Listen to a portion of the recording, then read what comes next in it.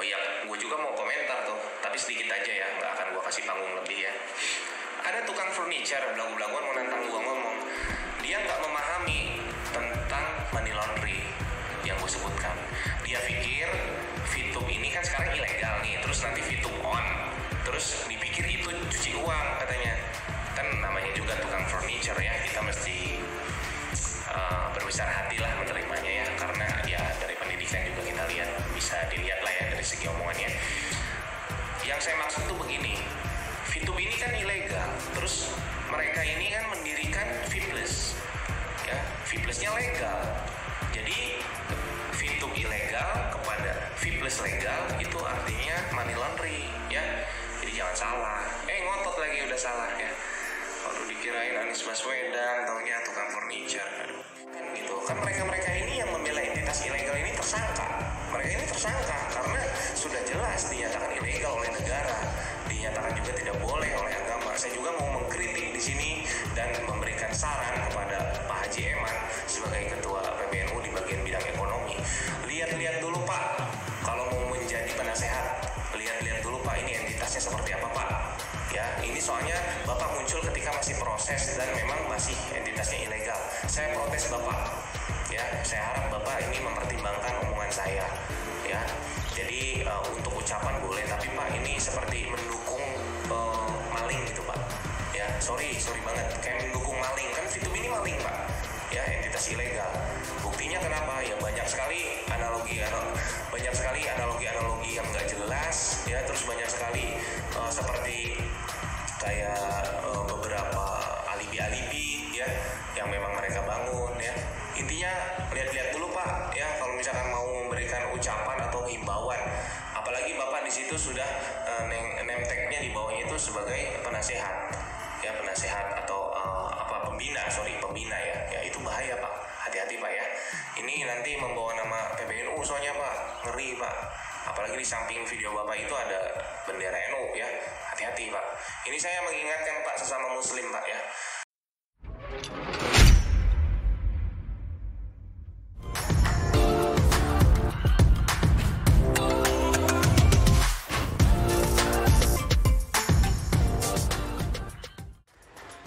Halo, selamat siang teman-teman semuanya dimanapun Anda berada. Teman-teman VTuber, yang bukan VTuber juga saya sapa. Siapa aja yang menonton video saya ini, terima kasih sudah berkenan menontonnya. Dan di video saya, di channel saya, tidak ada permintaan untuk subscribe, untuk like, untuk komen. Monggo, terserah, bebas. Panjenengan semuanya bebas di sini. Mau apa aja bebas. Mau upload video kalau bisa juga bebas, boleh. Mau komen dengan video pun boleh kalau bisa. Teman-teman, saya pengen ketawa, boleh ya? Aduh, ada orang yang giniannya gak jelas. Tapi berani banget dia ngomongin orang lain gak berpendidikan. Berbesar hati ya, supaya berbesar hati karena sono cuma tukang. Buka Wikipedia, tukang itu apa? Tukang itu pegang alat, misalnya serut, atau pegang palu, atau pegang gergaji. Itu tukang. Saya pegangannya handphone, tahu nggak? Oke, nggak penting itu dibahas, omongan receh. Oke, saya akan langsung masuk materi, teman-teman ya. Anda tahu ya, money laundry itu apa? Si burung itu, penyanyi yang nggak laku itu. Aduh, payah. Kalau laku mungkin nggak pakai bikin konten YouTube ya, atau daripada ngomel-ngomel gitu, daripada ngomongin orang lain, nyanyi gitaran, iso, terus diupload di YouTube gitu loh, biar kita menikmati, malah senep. Dia ngomong gini, VTube dari ilegal, nggak punya duit, kemudian terpaksa membuka V+, dan katanya V+ ini sebuah kesalahan. Dia bilang V+ ini adalah kegiatan money laundry. V+ kegiatan money laundry katanya begitu. Coba supaya nanti ngerti money laundry itu apa dan V+ itu apa, kita dengerin saya baca berita nih ya. Bukan berita kalau ini, Ding. Ini dari Wikipedia. Saya buka Wikipedia sebentar ya. Pencucian uang atau money laundry menurut Wikipedia adalah suatu upaya perbuatan untuk menyembunyikan atau menyamarkan asal-usul uang atau dana atau harta kekayaan hasil tindak pidana. Di sini dikasih warna merah untuk kalimat harta kekayaan hasil tindak pidana. Karena money laundry ini dasarnya adalah disebut money laundry, uang dicuci karena kotor. Kotor apa? Kotor tindak pidana. Kotor karena uang itu hasil dari perbuatan yang melawan hukum. Melalui berbagai transaksi keuangan agar uang atau harta kekayaan tersebut tampak seolah-olah berasal dari kegiatan yang sah atau legal. Pada umumnya, pelaku tindak pidana berusaha menyembunyikan atau menyamarkan asal-usul harta kekayaan yang merupakan hasil dari tindak pidana dengan berbagai cara agar harta kekayaan hasil kejahatannya sulit ditelusuri oleh aparat penegak hukum, sehingga dengan leluasa memanfaatkan harta kekayaan tersebut baik untuk kegiatan yang sah maupun tidak sah. Oleh karena itu, tindak pidana pencucian uang atau money laundry tidak hanya mengancam stabilitas dan integritas sistem perekonomian dan sistem keuangan, melainkan juga dapat membahayakan sendi-sendi kehidupan bermasyarakat, sebangsa, berbangsa, dan bernegara berdasarkan Pancasila dan Undang-Undang Dasar Negara Republik Indonesia tahun 1945. Salah satu contoh dari pencucian uang kita bisa melihat di sini. Kita kalau menulis di sini money laundry,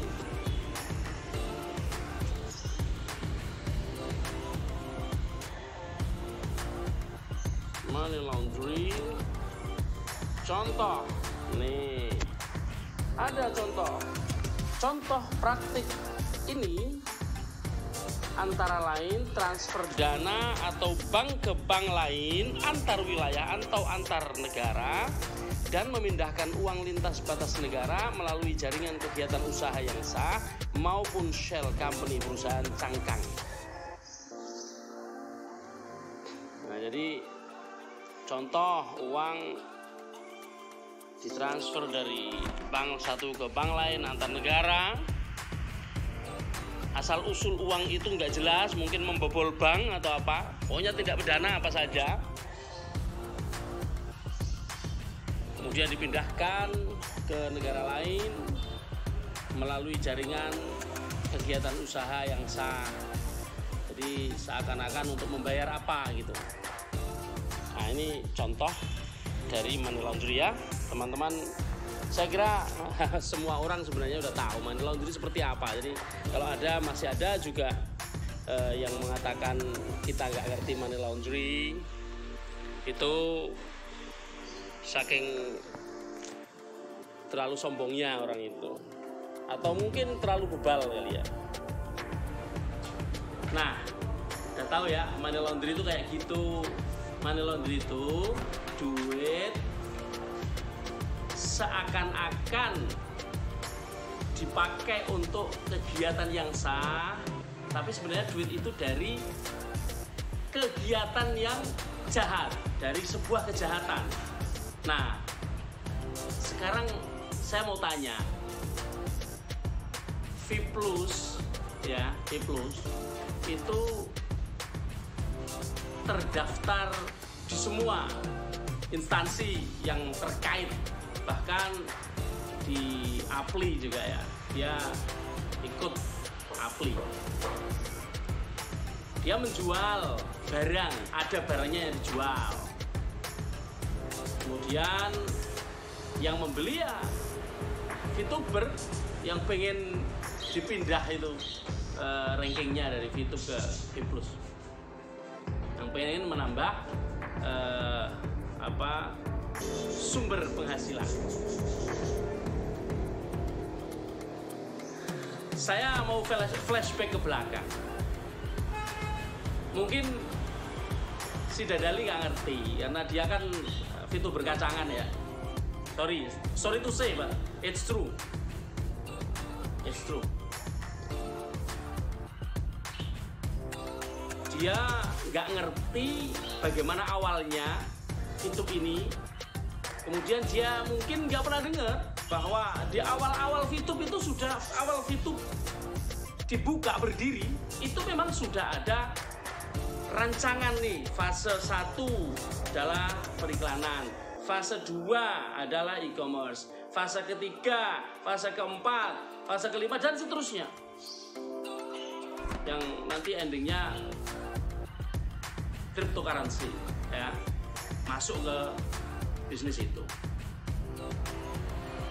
Kemudian terjadi apa yang sudah terjadi. V+ dibuka. V+ itu ya e-commerce.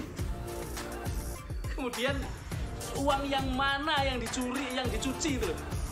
Yang dicuci melalui kegiatan V+ itu mana gitu loh. Uang apa?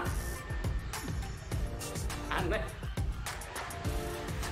Kalau kamu berani menuduh seperti itu, tunjukkan yang mana. Tunjukkan, mana duitnya? Duit yang dicuci itu mana? Di mana rekeningnya? Asalnya dari mana? Dicuci dengan cara siapa? Cara bagaimana? Tunjukkan. Cuma main-main gue. Sorry ya, teman-teman ya. Harus begitu. Ngomong itu pakai data. Ngomong itu pakai ilmu. Ngomong itu pakai otak. Lah, meremehkan saya, pendidikan saya apa loh? Saya ada S2 kok. Sorry ya. Ketika orang sudah mulai ad hominem, menyerang pribadi, itu artinya dia sudah kehilangan cara, ininya udah gak jalan, kehilangan cara untuk melakukan diskusi yang sehat. Makanya menyerang pribadi padahal kenal aja enggak, gitu loh. Oke? Dan saya nggak akan memperpanjang ini. Tapi kalau memang kamu menuduh bahwa V+ ini adalah kegiatan money laundry, tunjukkan uang yang dipakai untuk money laundry itu uang dari mana. I say it seriously.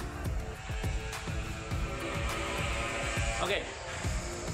Kemudian yang kedua,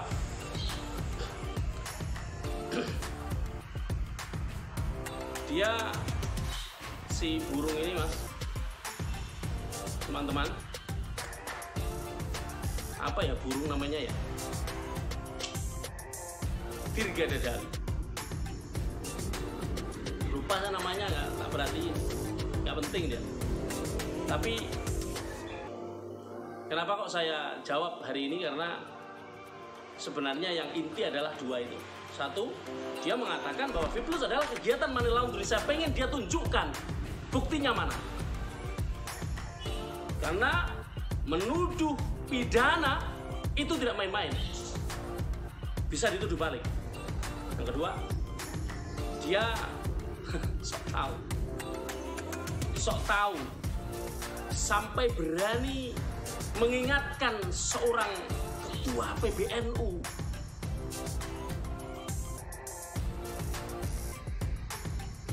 Tapi dia mengatakan dikiranya PBNU ini, ketua PBNU Pak Eman itu baru masuk selama proses VTube sudah di take down, ketika mengurus perizinan kemudian dia masuk, itu yang dia tahu. Dia nggak ngerti bahwa VTube ini berdiri karena ada Pak Eman. Tanpa ada Pak Eman, VTube ini tidak berdiri. Kalau pengen tahu, nih saya tunjukkan. Ini adalah foto yang diambil sebelum VTube ini launching. Itu Pak Eman di paling tengah. Dan ada Mr. Cigoy, ada semua itu di situ. Ada Pak Wilbert, ada Pak Noval, ada yang lain-lain semuanya. Para petinggi VTube dan V+. Pak Eman bukan datang belakangan. Dia ikut mengkonsep. Dia punya saham mayoritas. Ada tuduh dia melindungi maling. Kalau Anda mengatakan VTube ini maling, Anda mengatakan bahwa Pak Eman adalah maling. Ingat itu. Anda mengatakan bahwa VTube ini maling, berarti Anda mengatakan Pak Eman adalah seorang maling. Ingat, besar sekali implikasinya kalau pengen tahu ya. Anda nggak ngerti. Konsep bisnisnya pun Anda nggak ngerti. Tapi Anda sok-sokan mengingatkan seorang ulama besar. Beliau bukan ulama kacangan kayak kamu. Dia bukan anak kemarin sore kayak kamu. Dia ini seorang ulama besar yang ketika melakukan sesuatu membuat pertimbangan-pertimbangan yang panjang. Ketika bergabung dengan VTube, di awal-awal VTube sebelum di launching, tentu dia berpikir keras, mempertaruhkan reputasinya, berpikir halal apa haram. Coba lihat analogi yang kamu buat. VTube maling. Kamu tahu bedanya bisnis dengan maling? Maling itu mengambil uang orang lain. Kamu bilang VTube ilegal itu maling. Coba perhatikan. Kalau kamu pernah belajar ilmu analogi, ilmu logika, kalau di dalam pesantren ini namanya ilmu mantik ya, ilmu mantik. Analogi di dalam ilmu mantik disebut qiyas. Dan qiyas ini bagi Ahlus Sunnah wal Jamaah menjadi salah satu dari sumber hukum. Di samping Al-Quran, Al-Hadits, Ijma', Qiyas, dan yang lain. Menduduki posisi yang keempat ya, Qiyas itu. Ada yang disebut sebagai syarat supaya objek atau benda atau sesuatu atau proses apa kegiatan itu disebut sebagai analog dari hal lain, dari sesuatu yang lain, dari kegiatan yang lain, dari proses yang lain, dari objek yang lain, itu memiliki minimal 2 syarat. Apa? Sifatnya harus sama, fungsinya harus sama, levelnya pun harus sama. Tuh, minimal 2, sifat, fungsi. Masih ada level. Sekarang kita bicara soal VTube dan soal maling. VTube ini adalah bisnis yang karena belum lengkap izin perdagangannya, kemudian disebut sebagai entitas illegal entity. Kalau semua terpenuhi, kemudian dinormalisasi, legal apa nggak legal? Legal. Kalau sesuatu yang asalnya tidak resmi, tidak legal, kemudian semua persyaratan untuk menjadi legal terpenuhi, jadilah legal. Sekarang kita bicara maling. Seseorang yang mencuri, maling itu kan pencuri, mengambil barang orang lain, bisa nggak yang asalnya tindak pidana, asalnya kejahatan, asalnya haram, kemudian berubah menjadi halal, berubah menjadi resmi, berubah menjadi tidak jahat, berubah menjadi kebaikan? Tidak bisa. Halalu bayyinun wal haramu bayyinun. Halal itu jelas, haram pun jelas. Yang tadinya haram tidak bisa menjadi halal. Paham ya? Sifatnya maling ini haram. Sifatnya maling ini jahat. Tidak bisa menjadi baik, tidak bisa menjadi halal, maka tidak bisa dianalogikan dengan sesuatu yang asalnya tidak resmi menjadi resmi. Paham? Nek nggak paham, pergi ke sekolah, pergi ke pesantren, nyantri dulu, belajar ilmu mantik, baru ngomongin analogi. Paham? Teman-teman, maaf, saya ketika bicara begini, saya tunjukkan ini pada Dirga Dadali yang meremehkan pendidikan saya. Ayo kita bicara soal ilmu. Kemudian dia ingin mengingatkan kepada seorang ulama besar yang dari awal fitub dia sudah ada, memberikan pemikiran-pemikiran, memberikan masukan-masukan, binaan-binaan supaya fitub ini tetap dalam koridor yang halal, menaruh modal yang besar. Anda ingin mengingatkan orang yang alim seperti beliau, berapa banyak ilmumu? Wong baca kitab ora iso, kok ngomong ke halal haram di depan ulama besar. Pikir, jangan asal ngomong, pakai data, pakai ilmu. Jadi teman-teman, jangan dengarkan perkataan orang-orang yang tanpa ilmu ngomong dulu. Karena yang paling utama adalah belajar, baru mengajarkan.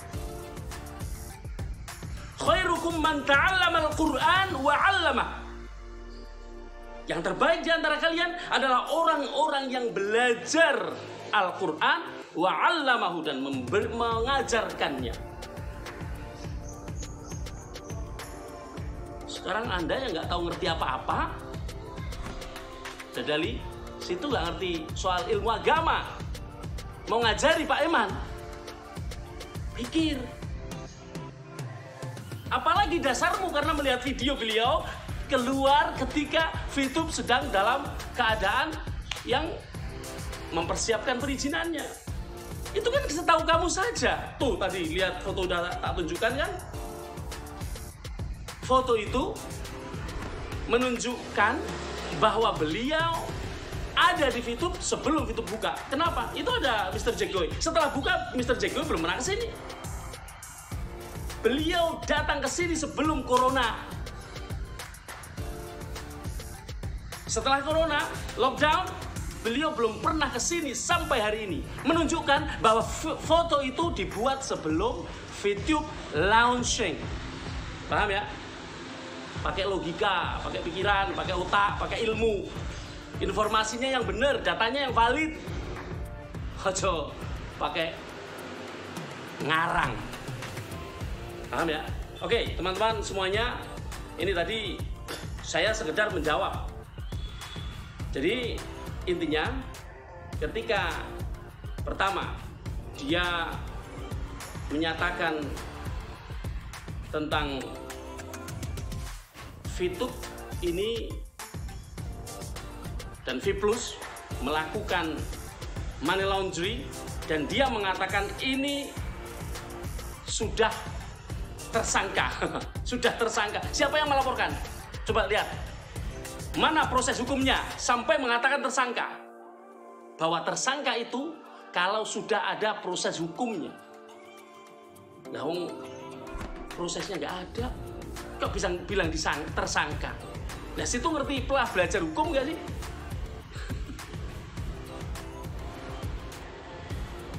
Meskipun saya tidak pernah kuliah di fakultas hukum, tapi saya pernah kuliah di fakultas syariah. Di fakultas syariah itu ada 4 SKS hukum pidana dan banyak SKS hukum perdata. Saya tahu persis bagaimana delik pidana, delik aduan, bagaimana penegakan hukum itu dilakukan. Saya tahu, dan tidak ada yang menyatakan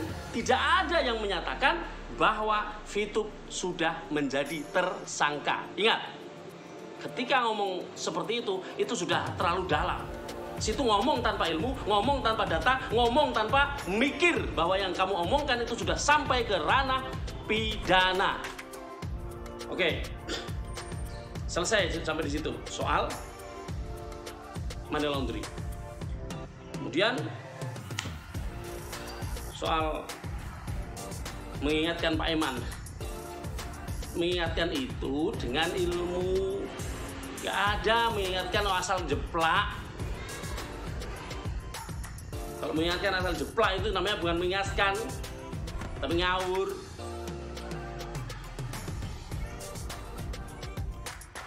Ya, dadali ya. Hati-hati ya ngomong. Oke. Semuanya yang menonton video saya,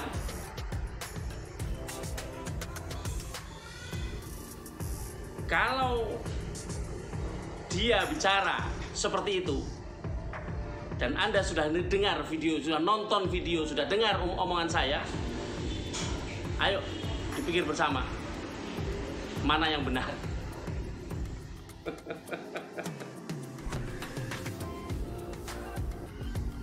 Oke, itu aja. Dan saya berpesan kepada teman-teman VTube, teman-teman VTuber, agar memilih informasi yang benar, memilih channel untuk ditonton, channel-channel yang pakai ilmu, pakai pengetahuan, gak asal jeplak. Juga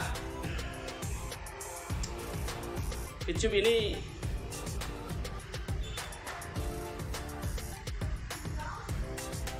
nanti ketika sudah on,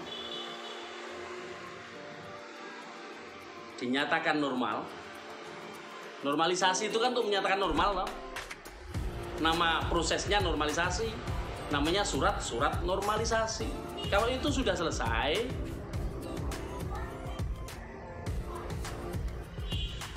Dirga akan malu sendiri. Malu. Aku mau lihat di mana muka dia sembunyikan nanti. Oke, sampai sini mudah-mudahan tercerahkan. Kalau masih kurang puas, telepon saya. Bicara soal ilmu tentang analogi maling vs VTube. Ya. Assalamualaikum warahmatullahi wabarakatuh.